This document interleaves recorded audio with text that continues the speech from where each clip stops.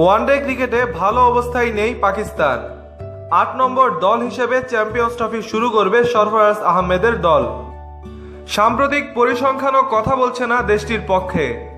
সর্বশেষ ৫টি সিরিজের ৩টিতে জিতলেও বাহবা পাচ্ছে না তারা, কারণ ওই ৩টি সিরিজের ২টি ওয়েস্ট ইন্ডিজের বিপক্ষে ও অপরটি আয়ারল্যান্ডের বিপক্ষে। অস্ট্রেলিয়া ও ইংল্যান্ডের বিপক্ষে সিরিজ দুটিতে ১০টি ম্যাচের ৮টিতেই হেরেছে পাকিস্তান।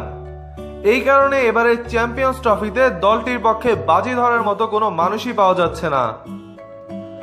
৫ জুন চিরপ্রতিদ্বন্দ্বী ভারতের বিপক্ষে ম্যাচ দিয়ে চ্যাম্পিয়ন্স ট্রফির আসর শুরু করবে পাকিস্তান। আগামীকাল বাংলাদেশের বিপক্ষে প্রস্তুতি ম্যাচে মাঠে নামবে সাবেক বিশ্ব চ্যাম্পিয়ন এ দলটি।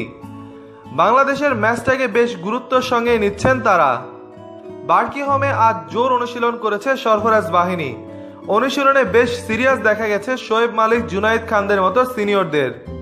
যে কোনো মূল্যে এই ম্যাচটা জিততে চায় পাকিস্তান। এমনটা হলে ভারতের বিপক্ষে ম্যাচের আগে বেশ ভালো একটা অনুপ্রেরণা পেয়ে যাবে তারা। এদিকে বাংলাদেশের বিপক্ষে জয়ের কোনো বিকল্প দেখছে না পাকিস্তান। বাংলাদেশ প্রসঙ্গে সরফরাজ বলেছেন, গত ১.৫ বছর ধরে বাংলাদেশ খুব ভালো পারফর্ম করছে। চ্যাম্পিয়ন্স ট্রফির আগে প্রস্তুতি ম্যাচটি উভয় দলের জন্য ভালো সুযোগ। উভয় দলই ম্যাচ জিততে চাইবে, সুতরাং এটি একটি ভালো অনুশীলন ম্যাচ।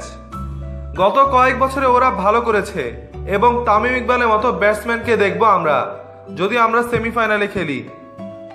এদিকে ত্রিদেশীয় সিরিজের শেষ ম্যাচে নিউজিল্যান্ডকে হারানোর পর বেশ ফুরফুরে অবস্থায় রয়েছে বাংলাদেশ ক্রিকেট দল।